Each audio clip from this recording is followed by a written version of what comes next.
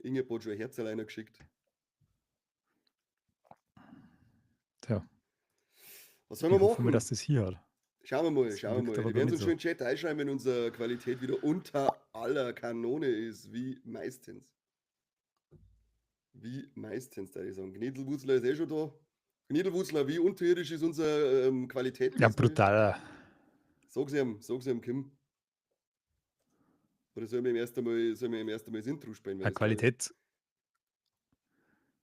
Oh ja, bitte, weil wir gerade von Qualität sprechen, gell? Warum ist es mit Qualität? Meinst du, unser Intro ist Unser Intro, qualitativ? pure Qualität. Ja, das ist tatsächlich wahr. Kriegen sie jetzt ein kleiner um die Ohren gehauen, die Kretinen.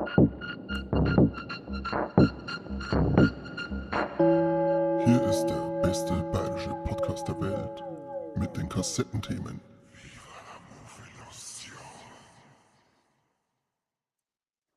Immer wieder ein Augenschmaus.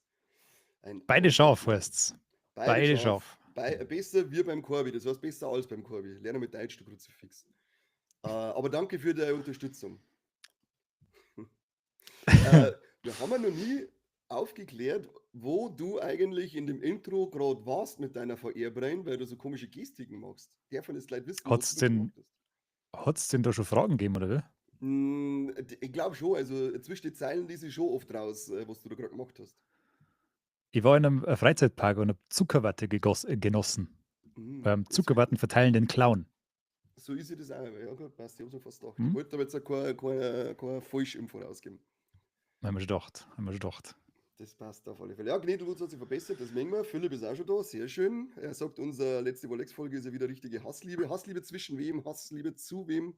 Ich bin leiser als wir, der Seppi. Ich nehme mal das Mikro weiter ins Maul, vielleicht geht's dann. Oh ja, jetzt drückt es mir auch da ein bisschen zusammen. Schön Schön, ist das, schön. Hassliebe in die Volex. Was habe ich noch nie gehört? Der Philipp labert doch wieder. Ja, das kann ich bestätigen. Das ist auch durch meine Kopfhörer durchgesickert. Wo hast du da die Hassliebe gespürt? Weil ich hab nur Liebe gespürt. Bedeutend große Liebe zwischen dir und dem Mike auf alle Fälle. Die ist fast aus dem Telefon rausgesickert. Das ist schon, ja. Mike, Liebe wirklich von Herzen. Dann aber auch ein bisschen eine Spur von Hass am Mike dir gegenüber, weil er die nicht in sein Seelenschloss reinlässt. Das stimmt Also auch wieder, ja. da Das war, hat mich schon war getroffen. zwischen den Zeilen schon was zum Lesen, du. Das hat mich schon getroffen. Nachdem ihr meine tiefe Liebe so gestanden habt, kommt der so eiskalt daher, die blöde Sau.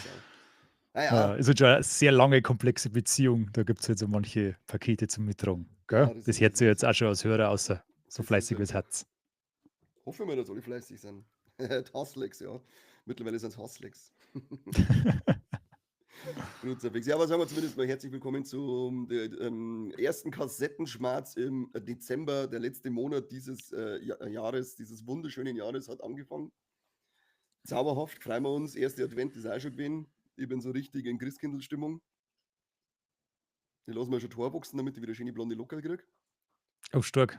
Wissen wir alle, was für ein wandelndes Gedicht du dann wirst. Der zauberhaft wird das, vor allem jetzt mit geiler Helikopterlandefläche am Hinterkopf. Schaut das sicherlich gut aus. Fuchse und B.I. Wild sind auch da. Furiosa redet jetzt was. Achso, Philipp kriegt dann einen Schlaganfall, wenn wir Furiosa nicht abgöttisch lieben, so wie er. Es Naja, tut mir leid, Philipp. weil Furiosa ist ein ziemlicher Haufen Scheiße. Entschuldigung, dass ich das gesagt habe, aber das Nee, stimmt. jetzt sei nicht so. Also der Sei nicht Film so. an sich kann schon gut sein, wenn es nicht so einen massiv guten ersten Teil geben wird und der zweite so schlecht gemacht war, dass CGI, wahrscheinlich der ein Hinterhofstudio Schiene machen Kinder, wenn sie das ja, Original CGI ist gefilmt ein hätten. Riesenproblem, ne? Furchtbar. Und Ganz Philipp, sein grausam. Geschmack ist scheinbar auch ein Riesenproblem. Aber bevor wir jetzt gleich wieder anfangen mit Flip-Bashing, da ich sagen, gehen wir lieber mal ein in unseren Kassettenschmerz. Schauen wir mal, was es für tollste News gibt, die uns unter der Hand wieder vor Insider zugespielt worden sind, wie immer. Wir und unsere Ähm, Quellen, du. Das Die sind ist, brutal, geht ab unsere wie Quellen sind Luzi. Wahnsinn. Ja. Darum gehen wir es ja niemals so. Wir sind das News der Film-News. Ja, genau. Wir haben, wir haben quasi eine Headline-Line vor uns, die wir unsere Maschine durchziehen. Ja, Und genau. da knallt es gerade so. Da knallt so richtig, Alter. Die Lines, die ich zirk, da wird richtig geknallt. Und danach kommt, was war es, Praktikantin oder selbst sehen? Nein, wir wollen jetzt ja keine Unterstellungen, aber da hat es Geschichten. Es gab Geschichten. Ob die stimmen, wissen wir nicht.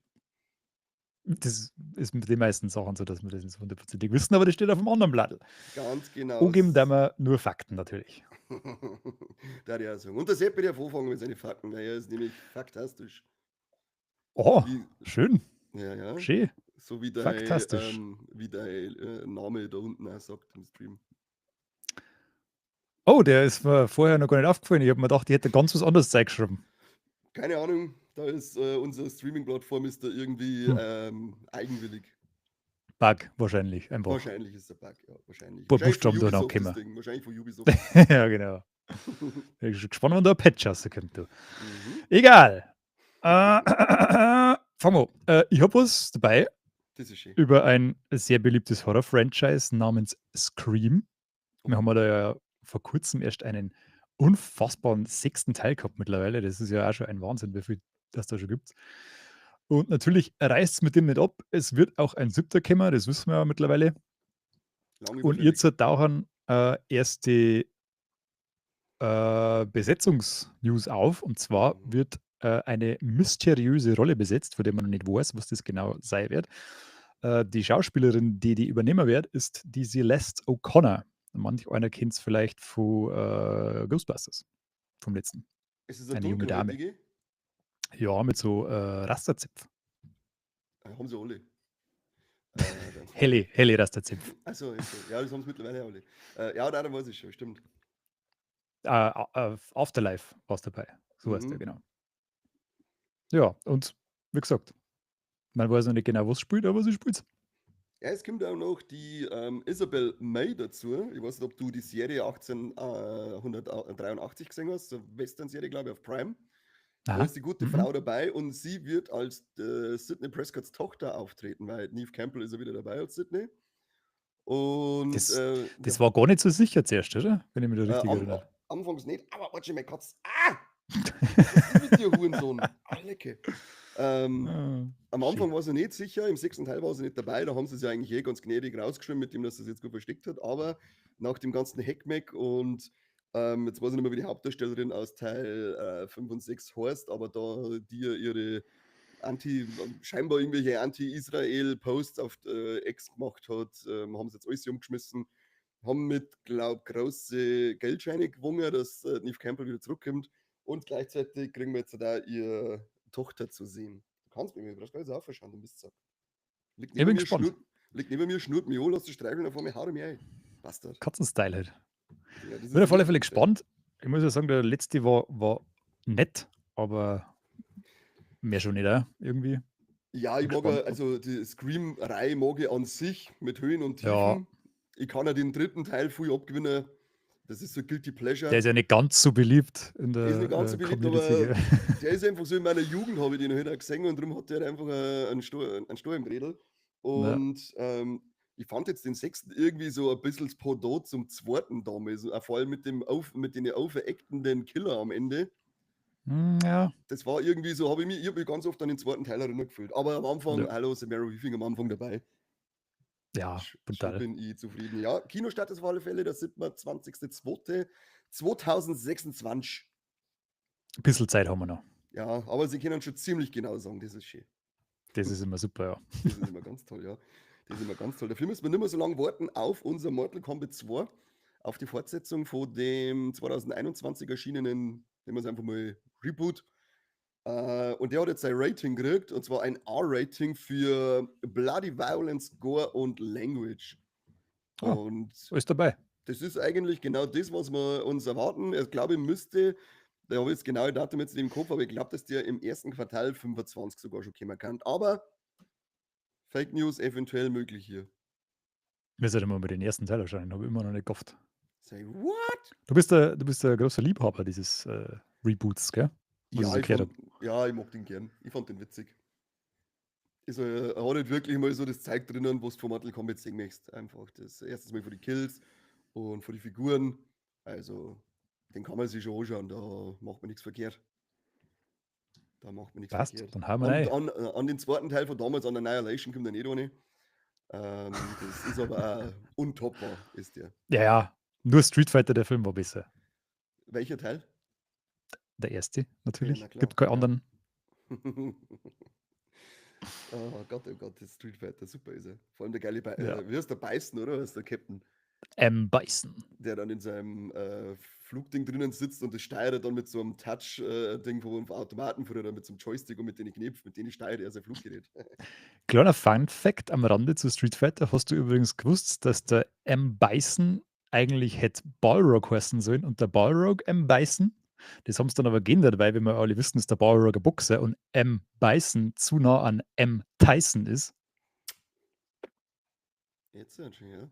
Gell? Weiterer Habt Fun-Fact: ihr wieder was gelernt? Jean-Claude Van Damme kann sich nicht viel erinnern an Street Fighter, weil die ganze Zeit zuguckst war. Das wird auch besser gewesen sein, so schätze ich mal. Gut über die Zeit. Ja. Ja. Juri, was haben wir noch dabei? Ich weiß nicht, nichts mehr. Das war's. Pfiat euch, servus, aber der. Gut. Hat lang gedauert. Hat eigentlich schon irgendjemand, was kann man jetzt kaufen bei uns? Super. Marihuana. Ja, müssen wir noch alles wegbringen, bevor die CDU wieder an der Macht ist und wieder rückgängig machen mich. Also kauft das ein. 18 Kilo sind jetzt legal bei uns. Na, die komischen Supersticker kann man sich kaufen bei uns. Kauft mir einen Supersticker, los jetzt. Also, du meinst direkt bei uns. Ja, gut. Wir haben ja Ja, noch keinen Haschisch-Club aufgemacht. Noch Leider. nicht, ne? Aber wie von einer Kifflusion wird schon noch kommen. Sollten wir unbedingt ein paar Kekse an unsere Zuseher verteilen, dass dann schneller auf diesen Kaufen-Button drücken. Ja, stimmt. Das machen wir jetzt. Habe ich wieder ein neues Geschäftsmodell. Kifferler Einflussnahme. Kifferler-Muffilation? Naja, schauen wir mal. Fällt uns schon noch was Gutes ein. Da fällt uns schon noch was Gutes ein. Was hast du noch Schönes dabei, So. Seppi? Verzeih mir die Leute was. Gehen wir ein bisschen, weil wir schon in der Horror-Ecke haben, kann man ein bisschen über das Nosferatu-Remake plaudern. Da gibt es nämlich mittlerweile ein paar Kritiken und das Ding kommt ganz schön gut an. Wir haben aktuell einen 96% Stand auf Rotten Tomatoes, was schon ganz honorabel ist. Das ist nicht schlecht, ja. Kann man los. Und auch deutsche und englische Magazine raten den sehr gut, was ich bis jetzt so gelesen habe. Ja. Ich glaube, bei IGN hat er 9 Ja, da Punkte hat er gekriegt, 10, ja. bei Filmstarts hat er 4 von 5 und so weiter und so fort. Also kann was Kinder. Ich glaube auch, ja. Robert Eggers ist ja in der Regel möchte ich schon fast sagen, ein Garant für einen guten Film.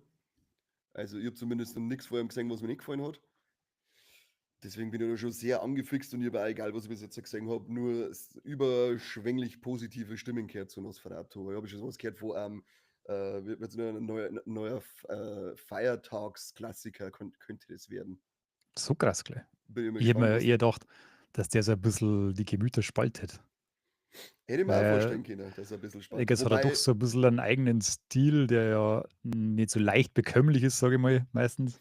Ja, es sind ja, glaube ich, aber noch keine Zuschauerstimmen. Das sind ja Ja. Kritikerstimmen und Kritiker sind ja bei nicht leicht bekömmliche Sachen, da sind sie mir gleich so, ach, das ist so arthausig und da bin Ja. ich genau daheim. Ich bin nämlich der Kann er sich krasseste, austoben.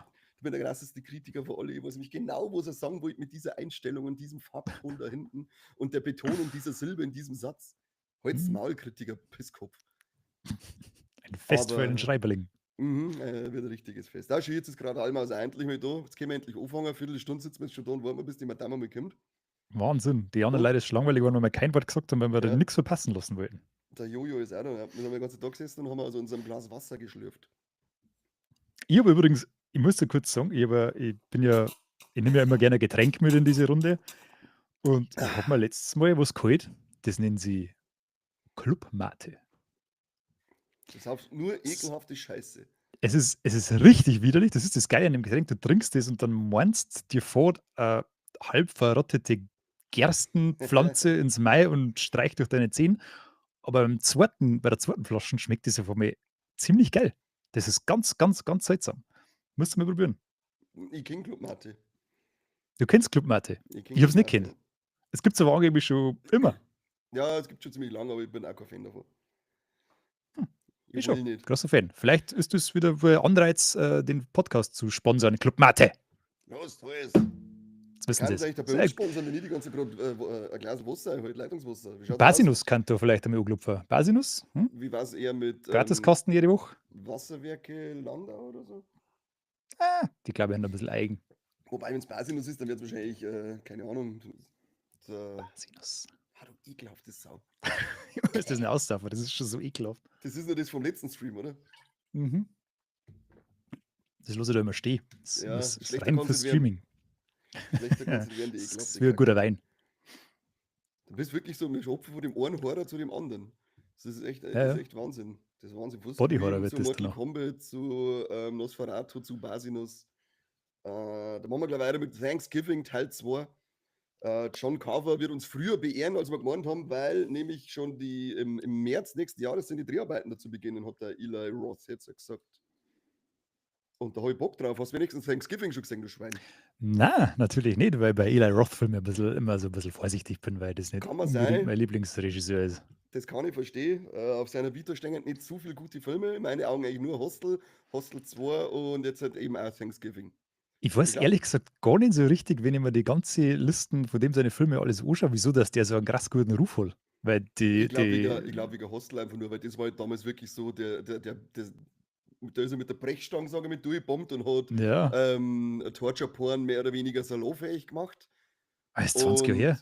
ja, es ist 20 Jahre her und der Tarantino hat produziert. Ich glaube, das hat er dann wirklich einen riesen Schwung gebracht, aber ansonsten hat er nicht mehr wirklich gute Filme gemacht, finde ich. Ich Na, bin halt schon ein großer Fan von Hostel 2. Den hassen zwar viele, aber mir gibt er halt als Gorehound in dem Moment genau das, was ich haben möchte. Du jetzt der fetzt Maul und saufst jetzt mit der Basinus. okay. Ähm, aber ansonsten, der Green Inferno war also, ja, er hat seine Momente gehabt, das war es aber schon wieder, aber die groß erhoffte Cannibal Dschungel-Horror-Ding ist auch nicht mehr losgetreten worden dadurch. Das war halt auch alles eher so, meh. Komisch, dass das Genre nicht noch mehr aufgeblüht ist. Gell? Das Ja. war ja doch so ein Massenphänomen. Der damals schon in der 80er ist ganz schön eskaliert. Ja, in Es gibt Italien. unglaublich viel von denen Hammen. Viel zu viel Und grausamer Scheiß. alle, einer besser als der andere. Insgesamt kannst du, glaube ich, 3 davon anschauen. Und den nicht ganz. Die so jetzt da wirklich, es gibt ja beim irgendeinen oder beim, ich weiß nicht, ob es mittlerweile bei alle gibt es Gott sei Dank mittlerweile diese Tiersnuff-freien Versionen, weil das einfach Ja, ein was Hurensohn-Scheiß was ist. übrigens nicht heißt, dass das nicht trotzdem passiert ist beim Dreh. Ja, das ist, glaube ich, möchte das halt nicht einmal singen, weißt du, ich möchte das nicht singen müssen. Ist Ja, also, man hat ich sich muss kein trotzdem Geld da ausgeben für Epsi, wo das passiert ist.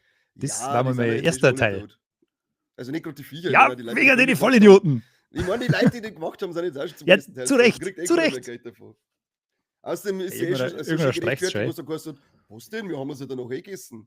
Ach so, deswegen hat man es lebendig auseinander, du Hurensohn. Aber naja. Schweinepriester. Ja, irgendwie hast du Aufmerksamkeit braucht damals. So ist denn da. Ja.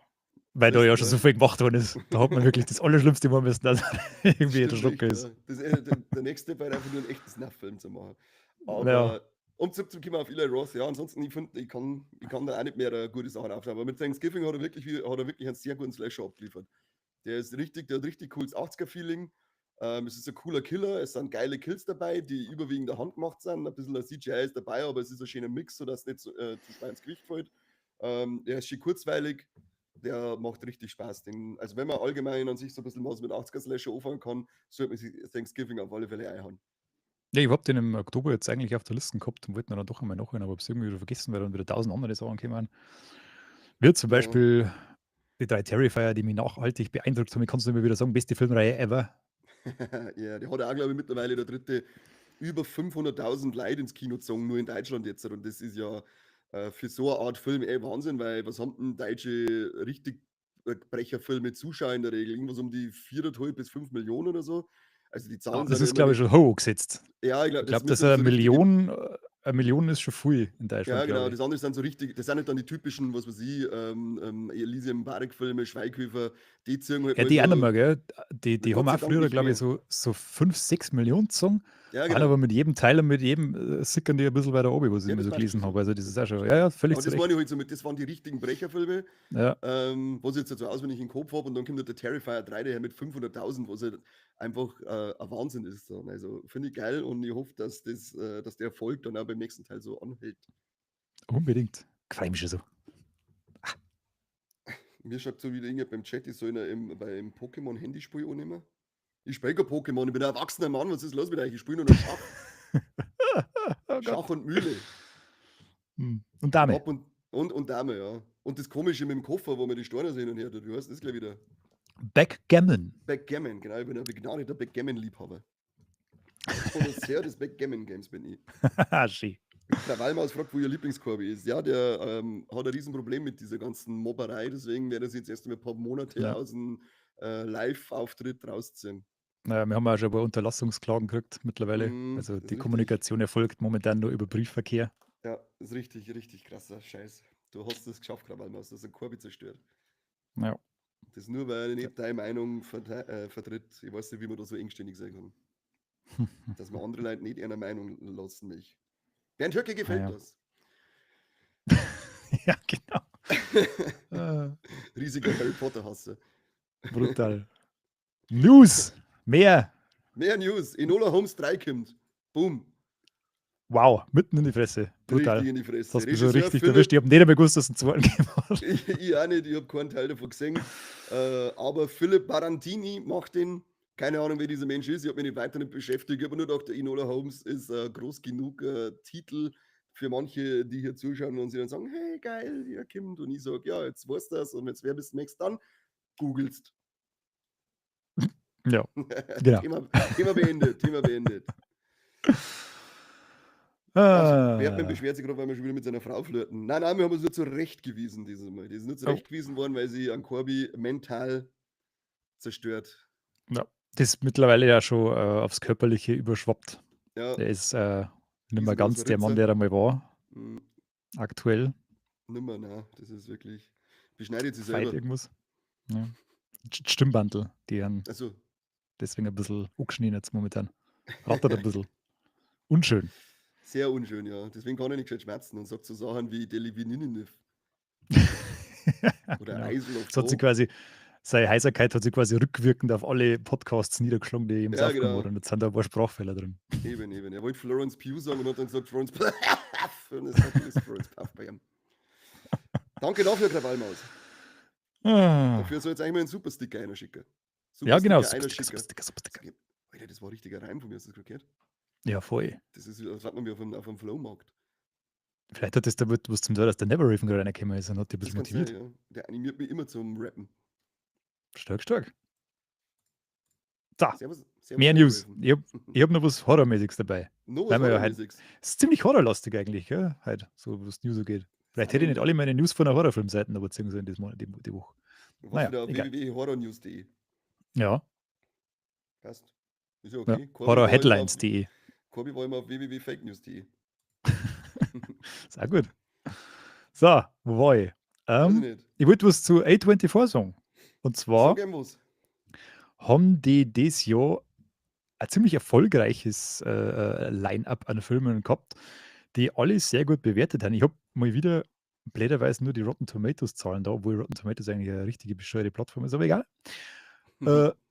Ich trage es einmal schnell vor. Wir haben ein Problemista mit 86%, Love Lies Bleeding mit 94%, Civil War mit 81%, Tuesday mit 76%, Janet Planet mit 85%, Sing Sing mit 98%, A Different Man mit 92%, We Live in Time 78%, Queer 78% und I Saw the TV Glow mit 84%, Maxine mit 72% und Heretic mit 91%. Also läuft bei A24, da die Song. Ja, da ist schon ein bisschen was dabei. Auch feine Namen, muss ich jetzt sagen, die ich noch gar nicht gehört habe, dass die vor A24 sind. Ja. Oftmals flanken sie immer noch ein bisschen unter dem Radar, obwohl sie ja mittlerweile schon ziemlich groß sind. Gell? Aber es passt schon so, wenn die weiterhin in einer Underground-Linie mit weiterfahren. Den Love Lies Bleeding mehr jetzt dann endlich mal singen. Ich stehe auf Muskelweiber.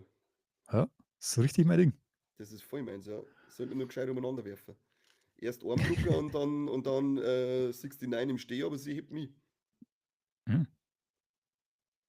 Oder Ich stelle es mir gerade bildlich vor, ich bin, Ja. bin verzückt. Ja, also ich muss sagen, ich habe jetzt schon so einen Halbharten. Einen angenehmen Halbharten. Sehr schön. Angenehm Halbharten. Ich habe mal so ein Video gesehen, oder sagen wir so, eine Zeit gekriegt von jemandem, dass es ein Video gibt, weil ich schaue sowas nicht an, ich weiß ja gar nicht, wo ich das klar. kriege. Sicher nicht auf dem Handy. Na, null. Mittlerweile alles auf dem Laptop gezogen. Wo dann so ein Muskelbraut da war und hat ihren Typen so gehalten wie so ein Langhantel und hat dann praktisch so auf ihn runter und hat sie währenddessen gedeepthroat. Alter. Sein Gehänge. Aber stark. ja, wer es mag, für den ist das Nächste. Der Sesselberger ist jetzt auch endlich da. Ich weiß nicht, warum soll ich das nicht jemand halt. Aber herzlich willkommen. Ja, wahrscheinlich, weil wir sonst um Simmi anfangen oder um halbe Simmi. Ja, für was schreibst du rein auf Instagram? Hm? Lässt sich wieder nicht gescheit mit. Aber echt, ja. Hallo, Äh, Social Media ist wichtig, da muss man den ganzen Tag den Kopf drin haben. Unbedingt Bildschirmzeit maximieren. Das macht gesund. Weil wir gerade bei A24 waren und die ganzen tollen Filme, einer davon kommt nicht so gut an und das ist Y2K. Das sitzt jetzt gerade bei läppische 63% im Rotten Tomatoes Score und der wird auch wird von den Kritiken nicht so gut angenommen. Ich habe jetzt auch schon was gehört, der Style kommt nicht so wirklich weil das soll ja so in die Ende der 90er spielen, wie der Titel schon verrät. Ja, ich Hat glaube, ja da mal geht es so ja eine um Sache Silvesterparty, oder gegeben. geht's da? Ja, genau. Und das soll anscheinend nicht so irgendwie umkommen, also ein bisschen langweilig sein, keine Ahnung. Irgendeine Ja, Idee eigentlich ganz geil gefunden. Das Setting vor allem ja, auch. Wird man da bestimmt noch anschauen. bin nur kurz da, weil das Aber Hallentraining gecheckt. Mein Gott. momentan läuft er noch nicht so gut an. Ich Dieses bin gespannt auf Hallentraining den. immer. Ich weiß auch nicht, was das sowieso ist. Was haben wir denn? Her in letzter Zeit öfter. Aha. Hört sich irgendwie ein bisschen schwul an. Aber naja. Muss ja jeder selber wissen. Muss ja jeder selber wissen. Da schwatzt kaum eine. Da bin ich ganz, ganz entsetzt. Apropos Hallentraining, ich mache ja gerade eine Aufholjagd und haben wir Cobra Kai durch und bin jetzt fast mit der Okay. ersten Staffel durch und ich bin sehr begeistert. Freue mich jetzt auf die nächsten 5 Staffeln. Ja, Nur mir sagt kurz das Anmerkung am überhaupt Rande. nicht. Nicht. Sehr, Überhaupt sehr nicht. gut. So einen schönen, subtilen Retro-Humor. Gefällt mir. Ja, ich Mag ich. habe jetzt schon öfter gehört, aber ich hätte dann aber auch gemeint, dass wir die ganzen Karate-Kids noch mehr einhauen. Und dann haben wir Wusste, den die kommen ersten. vor in der Serie. Ja, Die besten aber, weißt Szenen du, kommen immer wieder her. aber dann haben wir den nur mal angeschaut und haben wir gedacht, Alter, ist das eine Scheiße von dem Herrn. Kannst du Ja, nicht das kannst du dir anschauen. wirklich grauenhafte Dialoge. Das ist einfach so, als hätten sie Wörter gewürfelt und dann gesagt, jetzt sag das. Und dann ist rausgekommen, was weiß ich, Kissen, Kaffeemaschine, 48,6 heim von. Sensei. Irgendwo dazwischen. Genau. Und ich sitze noch und denke mir, was sagst du für einen Scheiß? Bist du eigentlich behindert? Hast du 2 Karate-Schläge auf den Kopf gekriegt oder wie, Mr. Drehbuchautor? Oh, mein Katz flippt ganz 80er. aus. Beste Jahrzehnt. Wahnsinn, Wahnsinn. Da bin ich raus. Netflix bringt was für die aus. Die nächste Realverfilmung eines Animes, und zwar Demon Slayer. Die hast du angeschaut, oder? Demon Slayer. Den Anime. Ja, die letzte Staffel muss man noch geben. Da wollte ich warten, bis es komplett ist. Und jetzt glaube ich, ist es mittlerweile sogar schon komplett. Also werde ich mir Kann das sein, dann mal ja. reinhauen. Demon Slayer auf alle Fälle ohne die besten. Richtig stark. Freue mich. Ja, wenn sie die Qualität halten können von One Piece oder der Avatar-Serie, dann count me in, you son of a bitch, sage ich. Mhm. Katz. Mhm. Aber noch kein Datum oder sonst irgendwas bekannt dabei gestanden. Es hat noch geheißen, dass jetzt gerade die gepitcht worden ist und sich mal ans Schreiben gesetzt wird. Also wäre es wahrscheinlich noch ein paar Jahre warten müssen, bis das kommt. Na ja, gut, dann habe ich ja noch ein bisschen Zeit zum Aufholen der letzten Staffel. Dann kann sie auch noch. Da schreit irgendwas ganz jämmerlich. Ja, mein Katz schreit, weil es auch so nicht. Er ist uns mir eingehauen und jetzt so schreit es umeinander. Aber der soll jetzt einmal halten und warten, bis ich da fertig bin. Das tut der richtige weh. Ja, ich lasse ihn aussehen. Verzeih mir du in der nächsten News, dabei bin ich wieder da. Ich habe gar nicht mehr. Dann gehst du über zu die Kinostarts der Woche, die morgen schon sind. Die hast du mir geschickt, gell? Auch wieder geschickt, weil du kannst nicht mehr selber googeln. Ja, stimmt. So, Moment, muss man jetzt herholen. So, Kinostarts. Jetzt haben wir alle erlaubt, gell? Brutal. Die Outrun kommt am 5. Dezember. Drama. Habt's Bock? Ich weiß nicht. Komischer Film, glaube ich. Dann kommt Bagman am 5. Dezember. Da habe ich schon ein paar Katze ist Kritiken gehört. abgefertigt. Alter, Entschuldigung, wir unterhalten uns da gerade. Entschuldigung. Bagman am 5. Dezember, ein Horrorfilm von Cormac McCarthy, soll so meh sein, umgekehrt. Weiß nicht. Dann haben wir Toni und Helene. Kann ich nichts dazu sagen. Deutsche Komödie. Ja, so gut. Weiß nicht. 2 alte Damen. Naja, egal. A Different Man haben wir. Drama, Thriller. Weiß nicht, kennst du das? Nö, 13 Steps, die unglaubliche Karriere von Edwin Moses. Ich kenne keinen Edwin Moses nicht. kenne ich auch nicht. Sicher Fake. Hürdenläufer scheinbar. Da bin ich ganz tief im Game drinnen. The Visitor, Tragikomödie von Bruce LaBruce. Was sind das immer für scheiß Namen? Dann haben wir Pushpa, The Rule Part 2. Mhm. Okay. Abendland hätten wir dann noch. Mhm. Oh, Kommt der Staubsauger. muss mal Was? kurz weg. Lass mich schnell ins Staubsauger raus. Lass mich schnell raus. Das arme Ding. Schaut den Seppi an, kann sich nicht mehr echtes Tier haben, da er muss sich mit dem Staubsauger, mit dem Roboter muss er sich amüsieren. Es liegt an der Tierhaarallergie. Sitzt du da hinten drin oder was? Miet's, ja. Wer hockt da drin? Wer ist das? Ice Cream. Seppi, seine Katze haben nicht die besten Namen aller Zeiten. Eine heißt Ice Cream und die andere heißt, und jetzt haltet euch fest, das ist nämlich der beste Name, den eine Katze jemals gekriegt hat, Cheyenne Blue. Kann der Kind vom Ja. Til Schweiger sein, so wie die Katze heißt. Ja. Gut, Oder dass ich von bei der den Namensfindung leider nichts zum Meten gehabt habe. Oder Kind von die Ochsenknechts wohl eher. Ja, ich glaube, das ist so ein Schweiger-Ochsenknecht quasi. Mischform. Okay. Ja, Ich glaube, da gibt es so eine Tweener-Familie anscheinend. Keine Oh Ahnung. Gott, oh Gott, oh Gott, wie soll ich denn das überstehen? So, Eieiei. dann haben wir schon beim nächsten Film die Katzen vom Goku-Schrein. So ein Goku-Schrein. Kommt am 5. Born for You haben wir Nan Golden, I Remember Your Face. Das ist Keine schön, dass Ahnung, er sich da was remembert. du da immer für beschissene Listen schickst. Du Pol musst ja gleich alle Pot vorlesen, Dancing. Seppi. Das ist André Rieu, Gold und Silber.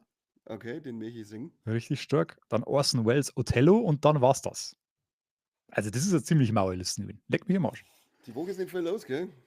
Na, das ist Eigentlich nur der dürftig. Bagman interessant für mich auf Anhieb. Ja, tatsächlich. Oder Der könnte ja, gut, auch- der Outrun könnte auch interessant sein, der erste.